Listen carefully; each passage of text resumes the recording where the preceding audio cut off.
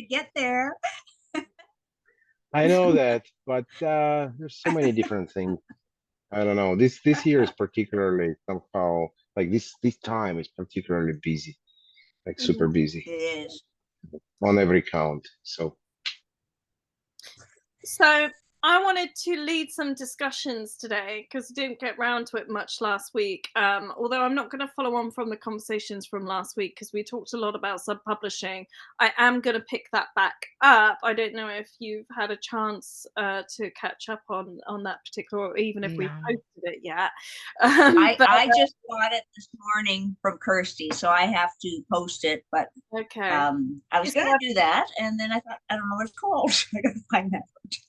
Yeah, it's worth checking out for sure because I'm going to pick that back up, that conversation that we started on, which is all about different territories and sub-publishing and what that looks like and how to break out into different territories and things. I am going to delve into that again, but in the meantime, I just wanted to have a bit of a light conversation tonight about some things happening again in the industry. Not really focused on Hollywood because that's another one, Davey, if you missed it, about Hollywood being a free. Yeah, I was there for that Okay, conversation. cool. So I wanted to discuss an interesting topic today about Moby. Do you all know who Moby is? The artist? Yes. Producer? Yeah. Yes. Okay, so Moby has made the decision to offer 500 tracks of his for free for sync licensing. 500 of them, no payment. And apparently, yeah, it's been like super popular, of course. That it's been used thousands and thousands of times across like film, TV, and ads. He did it apparently to give more creative freedom to content creators who might not have the budget to license high profile music. And he expressed that he did it as a way to foster creativity and support independent creators in the entertainment industry with access to good music. And he said it's about giving back to the community. And also as a way to reconnect with a wider audience. So I want to get your thoughts on that, the pros and the cons of the decision that he's made to do that and the potential impact that can maybe have on the overall industry. What are your thoughts? Who wants to go first? Well, I think the pros are securely in his favor because we're all talking about him. And obviously, I think this will probably continue the conversation for definitely a few more weeks until the next, press cycle comes along. But I think also, like on the con side of things, I mean, it cheapens the value of music, don't you think? Like Mm-hmm. offering Very this for much. free, like how do you compete with that as an artist? Mm.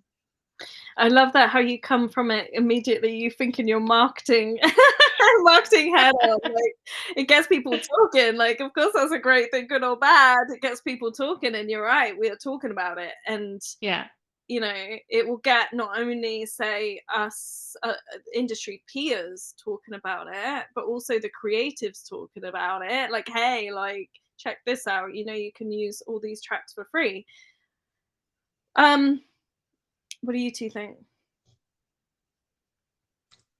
I think it does undervalue. Well, I mean, the whole world says, yeah, make them give you something. Don't just give it away for free because you're undermining and undervaluing everybody's catalogs when you do that. And kind of that's what he's done. So, it's kind of, yeah, I guess it does work in his favor. He must be able to afford to do that. It's not a concern for him if he can just give it away and he's given back. But there's an awful lot of hungry artists out there that could probably use a little something that might have come their way had it not been for the freebie.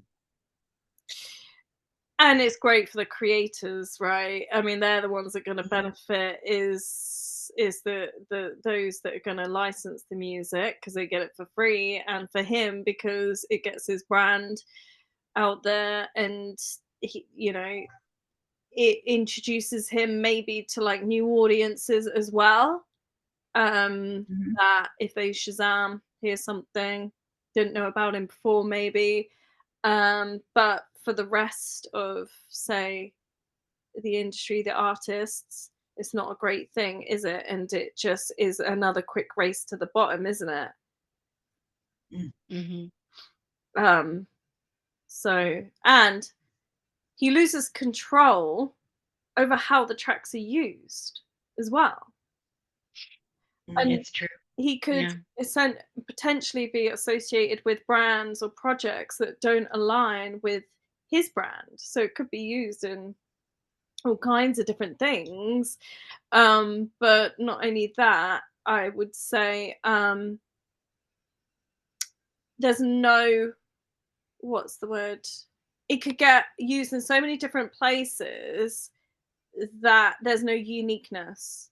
So uniqueness to Mhm. projects, because the tracks will just be overused and constantly used in different places that you'll, well, for the creator, there's no uniqueness for them in their projects if it's constantly being used in a ton of different places Mhm.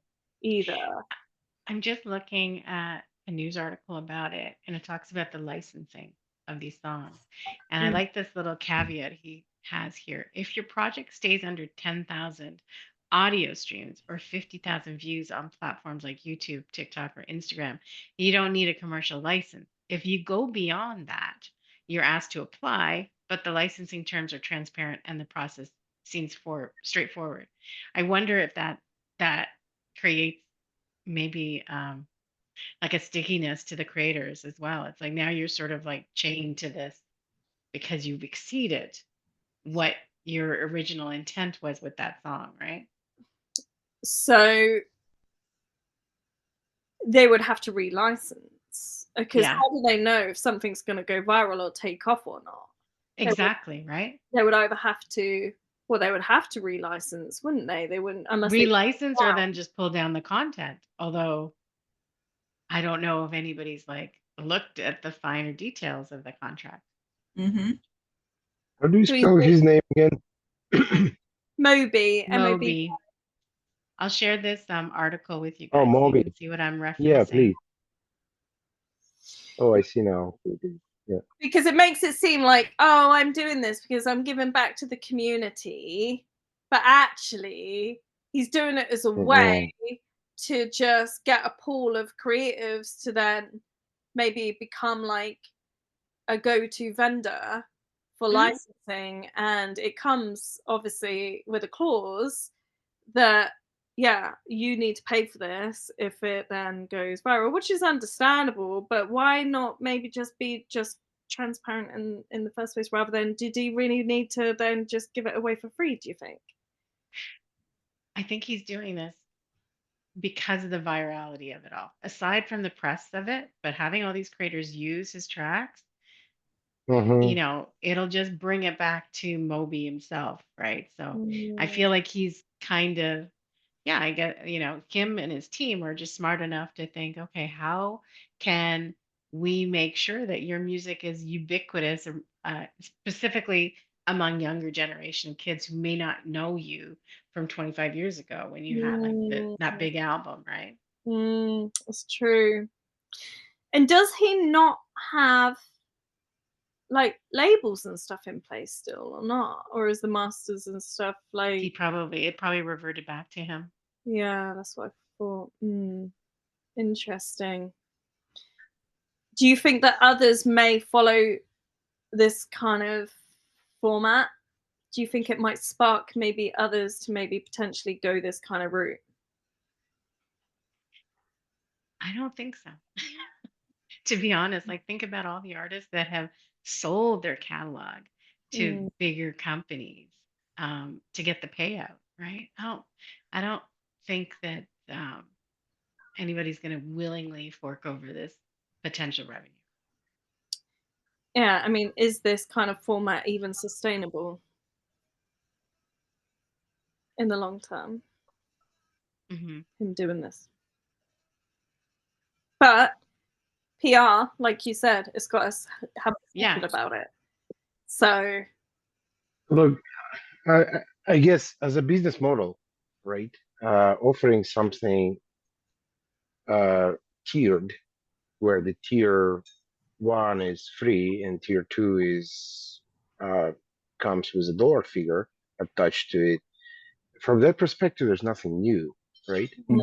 Of course, difficult to count, maybe difficult to see what are you going to do between, when your usage kind of jumps from that free tier to paid tier of some sort, right?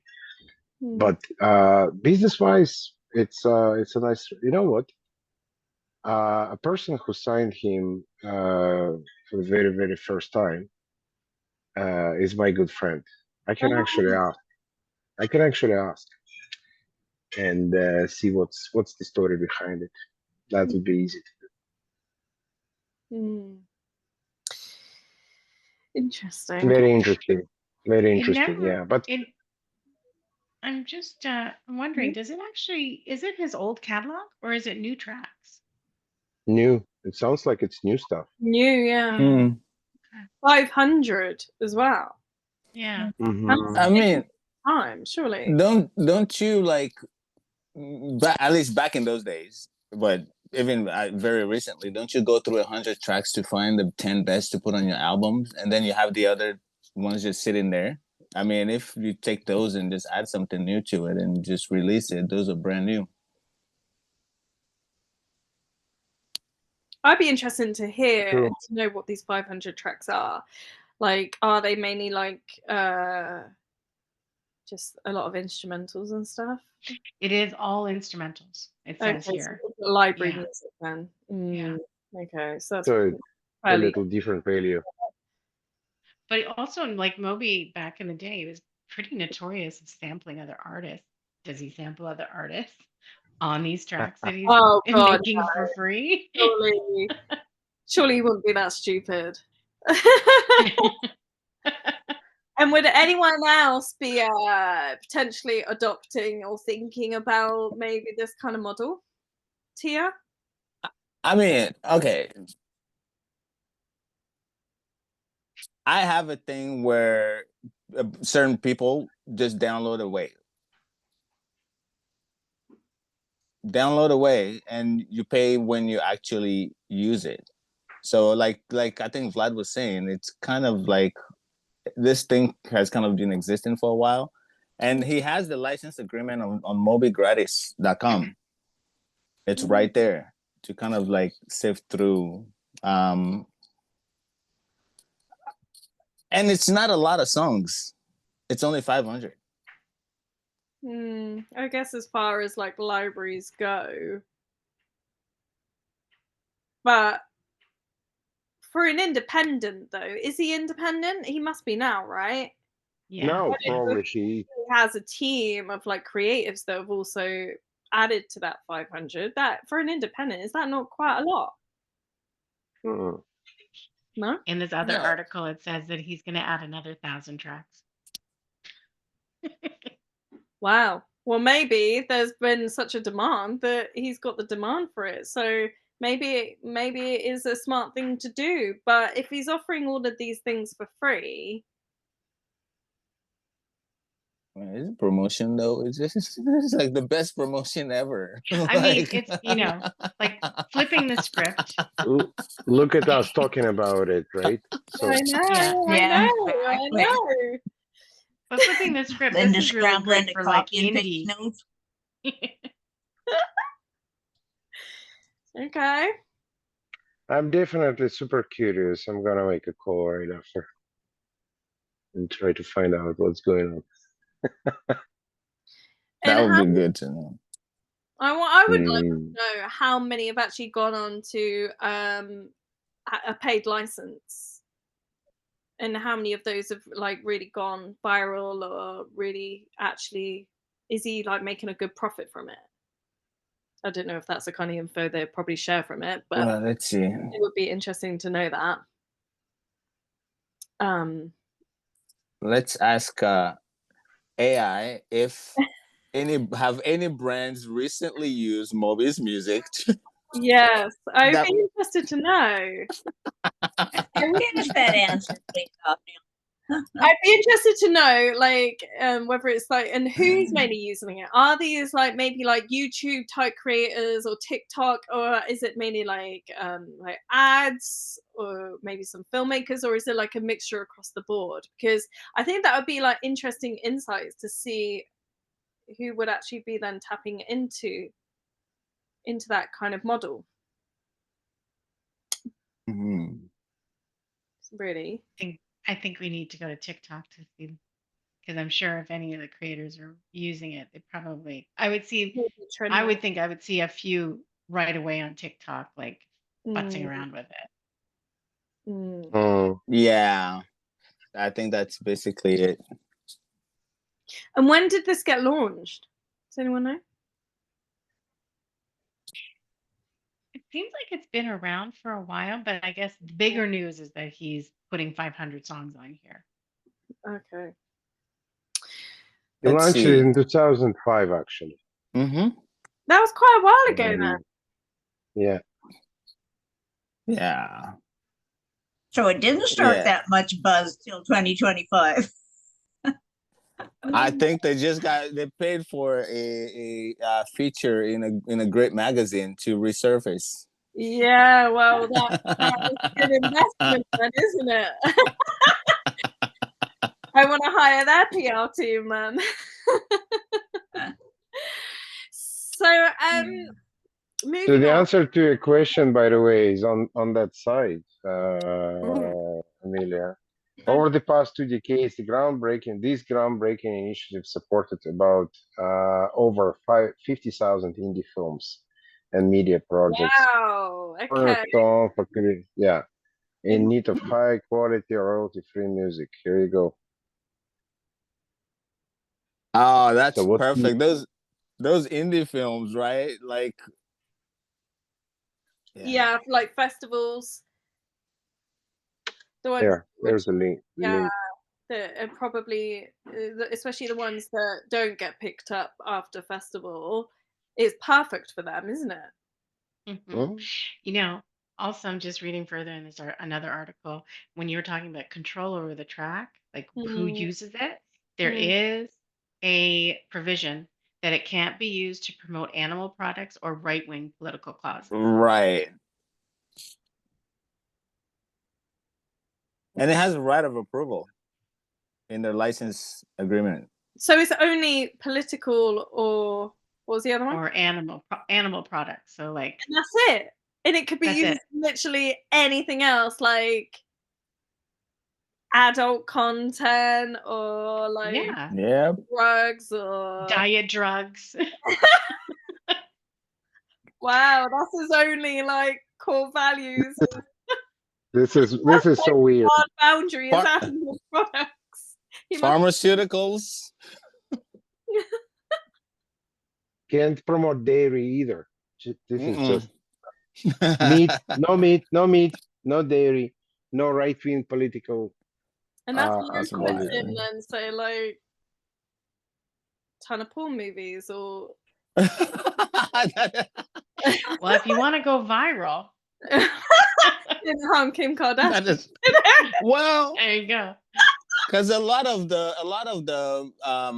what do you call it? Man, I can't even.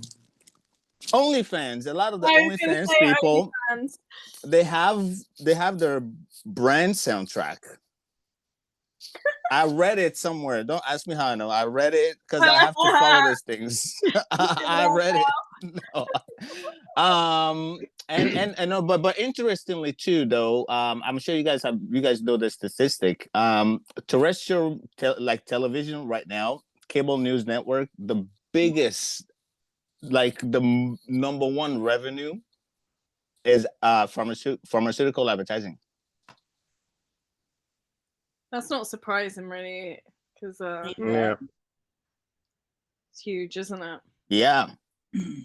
Well, that's the business model then. Offer the pharmaceutical industry free music unless it hits a certain. But morally, I don't know how right that is. But they use the same music. Like literally, you can literally wait for the next ad in pharmaceutical. and then like it's the same exact thing. The next one is almost like the same exact thing, and then the next one is like, hey, make you feel good, but you're gonna die soon. Same exact music. They must just have like an ongoing license that just renews and nobody can be bothered to switch it up or change it. Probably. That's funny. Any more on talking about this? So we'll move to this next topic. All right, so Google is moving into film and TV production. So Yay.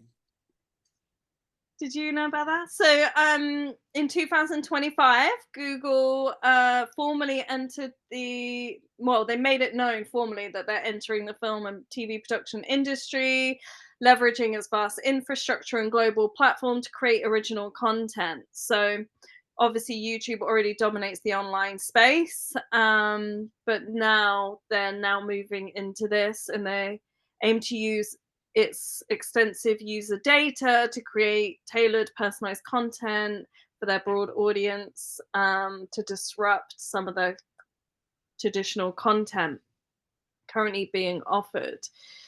So they're going to plan to use its massive database of user preferences and behaviors to produce content that aligns with audience demand, changing how content is made and distributed.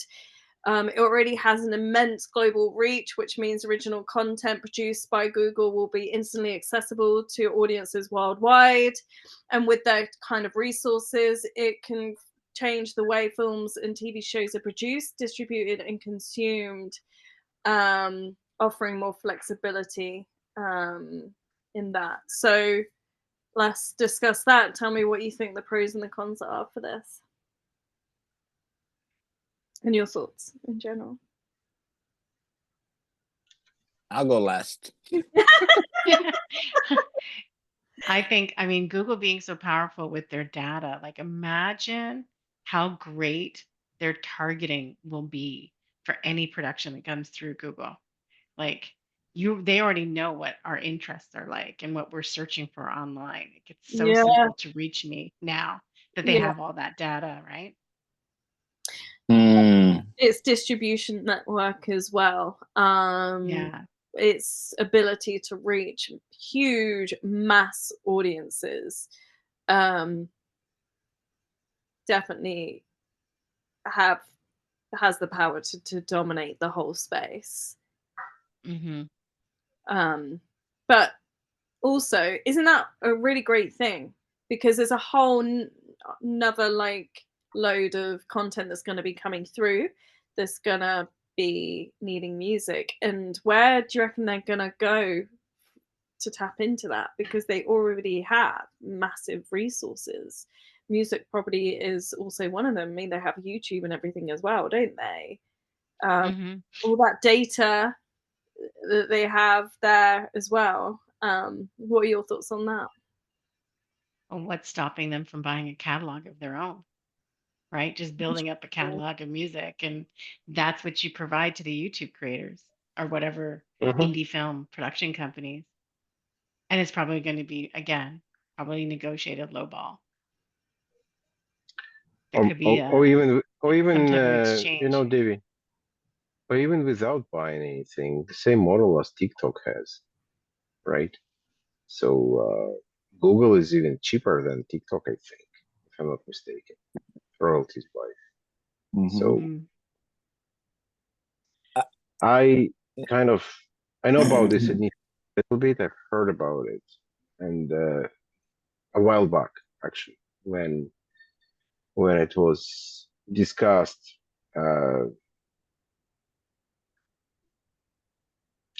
I know Brin's parents pretty well, so sometimes we're always in touch. Phone call here, phone call there, and so on, right? Most of the time, they're not allowed to discuss anything business-wise, but sometimes there's some information that's flying left and right. And we've been talking about some YouTube, something AI, something video And this is where I've heard, oh, by the way, there's a big shift into actually film and TV. That was like a year and a half ago that has been planned. And but the focus is on AI driven. Yeah, data driven content. Yeah. AI driven content. Exactly. So for them, it's just pieces of that same puzzle game, right? They have a heavy development on the AI side of things. They have their own platform development, which is, we don't see it much yet, by the way. We only hear about it here and there, but we don't see it as a product yet. But definitely that comes to play pretty much, probably pretty soon. Like it sounds like if they announced it already, it means the platform from that perspective should be, if not fully ready, but pretty close. So what you're gonna see next is a big shift into AI visual development. That's what's gonna happen. What do you think that will look like then? Sorry, what was that? What do you think that will look like then? Business-wise, I don't know. There's so many different things that they can do. But in terms of the music, I don't see much of like a huge impact or anything like that on a sync world. Maybe even contrary to that, unless they somehow find an interesting way of implementing AI music. Oh God, don't say that. And then it's going to be obviously a total. I shouldn't even call it a shift. It's going to be a revolution. Yeah. Right. Where everything in the sync world will go upside down. Yeah. And somebody like Google probably it to secure, or like all of them, right? Everybody goes to APM first to make sure that all of the music stuff is like set. And then if they absolutely need to go outside of that, and they would. But yeah, great. I want to say great reporting, Vlad, but you're not a reporter, but it's great information. Thank you. Vlad is like the person to know about all things. He seems to like have all these dots connected already. Friends in different places and yeah. Anything to do with AI, definitely yes. And there's very interesting thing that, think about it. I'll just throw something on the table here. So, and I'm talking purely like cold numbers, nothing else. So, how many of in the artist space? Let's talk about vocally, right? How many of the artists today are nothing less than those like top tier stars, right? Vocally, but have no visibility, no presence, zero income. I know where you're going. Yeah. Where I'm going. So imagine tomorrow you offer them pennies to train the AI on their vocals. Oops. All legal. They get royalties. And they get whatever from that AI, but it's gonna be like super minor, micro payments that are gonna come to them, right? What can you say? What major labels could say? Nothing. It's all perfectly legal, right? How many of those artists are around? Tons. I'd say, I don't know, hundreds of thousands, if not millions across the globe, right? Wow. And imagine they get paid just a little bit, or even more. They don't get paid anything. They just go on exchange for a little, right? Like a little bit of a visibility on those big platforms in exchange for the permission to train the AI on their artistry, whatever that artistry is. Would they go and sell that? Definitely. Yep. They have nothing to lose. Yeah, true. Right? Yep. And what's going to happen next? Same story. I keep on saying. If you have a deal with the artist, make sure you revisit your contract with the artist, and not only have his vocals somehow contractually managed, but also their visuals, right? Their their Yeah. their views, their mimics, and whatnot. Why? Because tomorrow, that's the next, right? Mm. And quite, I don't see why not, right? For the being in the shoes of the artist, whoever they are, just to go and sign their visuals so that the AI could be trained on that. Ooh, easy. And Mm. then you see Google AI Film Factory that is totally AI driven, trained on the artist, right? On us humans. Yeah. And next thing you see, a perfectly made whatever, a movie Well, that is totally AI generated and totally royalty. it's already had an award-winning AI animated film that won awards that was up against other films that weren't obviously AI, and he created it all off the back of AI content and animated Sure. film and won awards and stuff. Now it's up Yeah, no against surprise. animated films. Yeah, no surprise at all.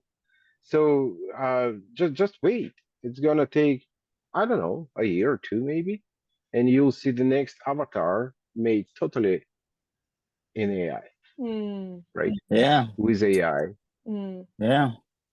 and There's that's why the only, like, mm, it's gonna be very interesting because this model is going to crush, in my opinion, a lot of a handmade work. mm. All right, it will. yeah. It's I don't see how to avoid it because there's always those people who will come and say, "Oh yeah, give me $100. Take a picture of mine, train your stupid machine." Yep. Right? That's it. Yep. You know, there's actually softwares, and I'm just gonna say here that some of my producers use that have already licensed. You know, they've already have like a bunch of regular human voices that they've Mhm. prepaid. So, and then through some magic, you combine that with a little bit of synthesizers, and you create a very unique voice that Mhm. is that That is too. that is basically like ours. Mhm. More than that.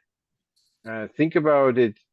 Think about it in. I'm talking about the TV and film, like artificial TV and film, right? Think about it this way: the actors, right, to perform in those films, it's just mind-boggling. Mm. We can take any person with any facial characteristics, but make him be any character in that AI movie world, like any antagonist, protagonist, this, good, bad, sweet, bitter, whatever, right? And you don't even need to act anymore, pretty much. So all that is going to be revolutionized, if you will. Almost like so hard to even like comprehend at this stage until like you really start to, well, I know we're starting to see things now, and sometimes just getting your head around it all is just mind-boggling for me. Hmm. Hmm. So to me, the only way to kind of deal with it is to jump on it and be on top. Otherwise, you don't want to run behind the train, Hmm. right? Now, there's so many at the same time. There's so many interesting business models that could be developed based on the AI capabilities. Not today. Today, it's not there yet. Today, Mm. it's just sort of elite. kind of thing, right? It's early stages. A few years down the road, there will be the landscape is going to change, Yeah. right? And yeah, and it's going to change drastically. It's not. It's going to be a breakthrough after breakthrough after breakthrough. A little things such as helping music subs searching for music based on AI capabilities. Forget about it. It's peanuts. It's nothing. It's not gonna survive, in my opinion. What's going to survive is probably will become a niche, right? So live performances, the next probably 10 years, yes, they will prevail. Anything live, anything where you have a contact, right? That will be likely in still valued high, right? But anything not live is most likely going to be destroyed. We're all like silent, trying to process. Our Wednesdays are always so uplifting. I just am so glad to come every day. Like you I'm guys just sorry, but get up there. You're almost dead anyways. You might as well pack her in now. well, exactly. But you know what? There's this You've got to be made famous aware. saying. There's this famous saying, which I love, and I think it applies to the situation. Who doesn't drink and doesn't smoke and doesn't swear and doesn't do any of those will die healthy. Okay, so Yeah. I think it's important to know, Feel the you know, same what way. is coming up, what's going to happen, so we can prepare and just be also mentally ready for it. Because it's going that way, whether we like it or not. it's a matter of changing a mindset, Amelia. It's a matter of understanding what AI could do. It's a matter of getting today, not years down the road, today, even mentally, get yourself, try to get yourself in a position where you own the AI. What would you do about it? You're the owner of the AI platform or whatever. Imagine you can have that AI and build anything with it. What would you do? And that's the mindset I think that needs to be practiced right now. Avoiding it, ignoring it, the ostrich strategy ain't gonna help. No. Right? So trying to fight it back, good luck. As I just mentioned, yeah, sure, training it on a famous artist or something like that, yeah, illegal, most likely, right? But training it on, like, who told us that the famous artist is the only source of the material for AI training? Just wait. You'll see tomorrow. Boom, boom, boom, boom, boom, boom, boom, boom, boom. They will just appear like those mushrooms. I would believe that actually. And it's funny when you talk about Google getting into movies. I've noticed the last couple of months, so many news headlines warning Gmail users about the changes that are coming to the Gmail platform. And it is to do with their use of AI for correcting grammar and stuff in emails, but also to be always reviewing what people are doing in emails and pull out, all the trends or the information or the focus of things. And so there has been a number of articles. Gmail may not be your best, especially if you have anything that is you're sort of sensitive to privacy. This is Gmail all yeah. So I can even weigh on this a little bit. So if you didn't know, my other business is IT consulting for government entities here, right? And just recently we started implementing those AI-driven bots for all kinds of purposes, right? The AI to help our customers, AI to help employees, AI to help reps, whoever, right? And it's very interesting how the policy around AI, including privacy and security, and some weird security things, security related Mhm. things, how that policy is being developed as we go, right? So back in the days, if you know a little bit about how the data is being managed, right? We always had those security precautions, such as sensitive data must be encrypted, right? In Mhm. both transit and in storage, right? And ideally, do not collect sensitive data, and this and this and this and that. Today, there's so many different new interesting things, such as that's a new term. It's called data poisoning. So data Oh, poisoning, this is somewhat you probably mentioned about the privacy and Google and Gmail and so on and so forth. So data poisoning is alteration of the real data set on the way to AI, right? You have your data set, it goes to be Mhm. consumed, trained basically. AI trains on that data set, right? And AI starts operating. So data poisoning is a new thing, which means somebody could go inject wrong data on the way from A to B, and AI is going to start acting nuts, misrepresent facts, provide all kinds of wrong, uh, I don't know, solutions, and so on and so forth. So this is a new thing on the data security side of things as it pertains to AI. Fun, right? So what does it do? It gives you the wrong info. It interjects and then gives you the wrong information. Is that what you're saying? Misleading, yeah, exactly. Yeah. It could mislead you. There's a guy on Think LinkedIn that everybody's saying he's my new hero because he everything he says, I am not going to be a trainer for any AI dill pickle sandwiches, and I don't care anything what they use. And then he'll say peacock feathers, and he just keeps throwing these really obscure little words and things. He says they're not going to learn shit off me, except dill pickle sandwiches and peacock feathers. But yeah, it's kind of, you don't pay too much attention as to how everywhere it is. so it comes, yeah, it comes with lots of dangers, lots of it.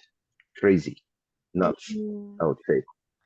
They've also got their first robot hospital, all AI doctors and robots in China, haven't they? Uh-huh. Oh boy. Uh-huh.